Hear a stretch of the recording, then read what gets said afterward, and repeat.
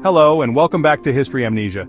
Today we embark on a journey not across space but through time. We will explore one of humanity's oldest ideas, the tribe. What is a tribe? Where did it come from? And what does it mean for us today? These are profound questions. They touch the very core of who we are as a species. For tens of thousands of years, we lived, worked, and dreamed in these small, tight-knit groups. It was our first family, our first nation, and our first real home in a vast and often dangerous world. Our story begins long ago, in the dim light of the Stone Age. Scientists, using tools from genetics and anthropology, have peered into our distant past. They tell us that the first true tribal structures began to appear around 30,000 years ago. Before this, humans lived in smaller, more loosely organized bands of hunter-gatherers. But something changed. As our minds grew more complex, so did our societies.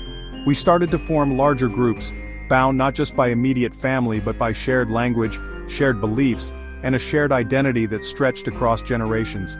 It was a revolutionary step in our social evolution. Why did this happen?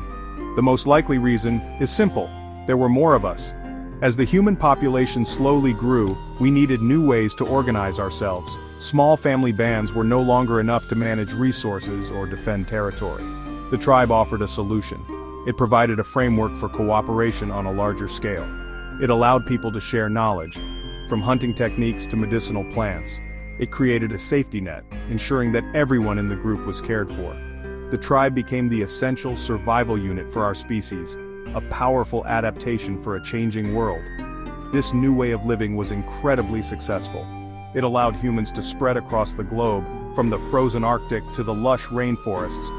The tribe was a flexible and resilient form of organization. It could adapt to nearly any environment. It gave us the strength to face immense challenges and the social cohesion to build complex cultures. In these early tribes we see the first glimmers of art, religion, and law. It was within the warmth and safety of the tribe that humanity truly began to blossom, laying the foundation for everything that was to come. Over thousands of years, tribal structures evolved. They grew more complex, more defined, and more powerful. One of the most famous examples from the ancient world is the 12 tribes of Israel. Their story is a powerful tale of family, faith, and the formation of a nation. According to tradition, these tribes were descended from the 12 sons of a patriarch named Jacob. Each son became the father of his own tribe: Reuben, Simeon, Levi, Judah, and so on. This shared ancestry created an unbreakable bond, a deep sense of belonging that held them together through centuries of hardship. The 12 tribes were not just a loose collection of families, they formed a confederation, a league of tribes united by a common covenant and a shared system of laws. In their early days, after settling in the land of Canaan, they were governed by a series of leaders known as judges. These were not kings, but charismatic figures who rose up to lead the people in times of crisis.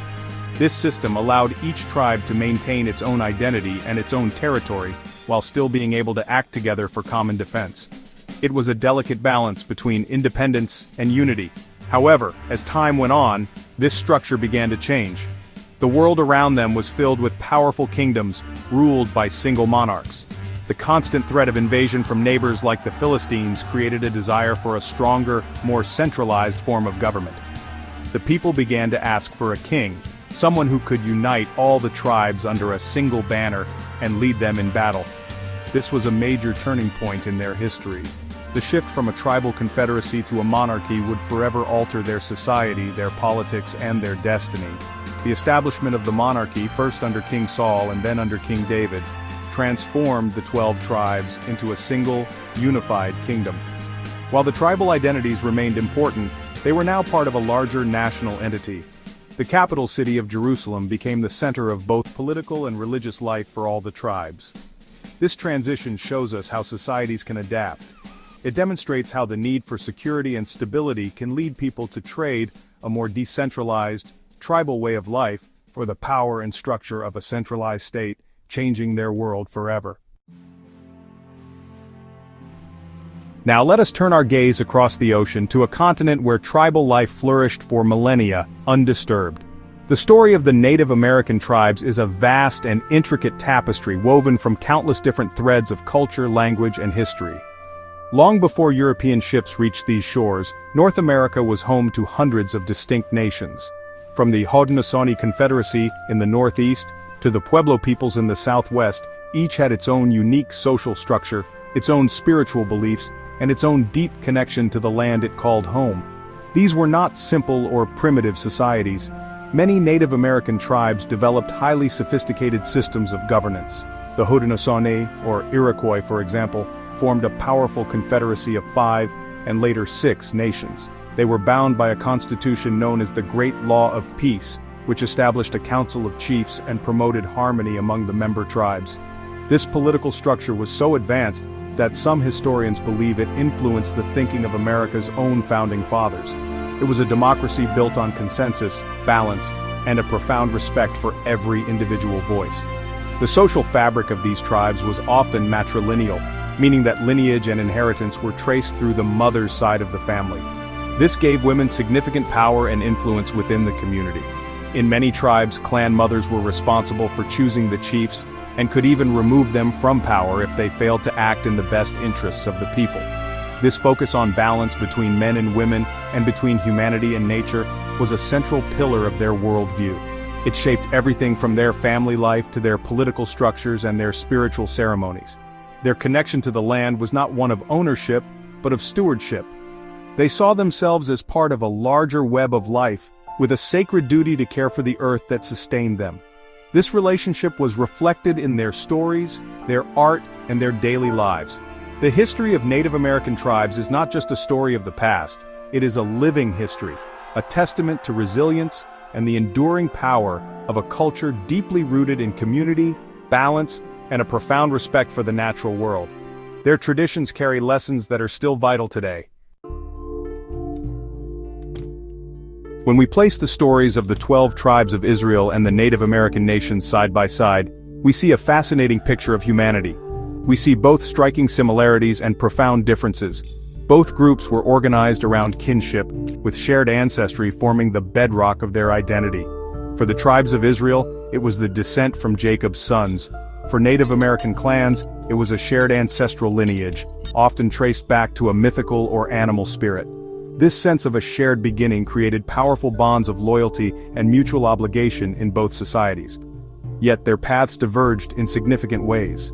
The 12 tribes of Israel eventually consolidated into a single, centralized monarchy, driven by external pressures and a desire to forge a unified nation-state. Their story is one of transformation from a tribal league into a kingdom. In contrast, many Native American groups, like the Haudenosaunee, maintained their tribal confederacies for centuries.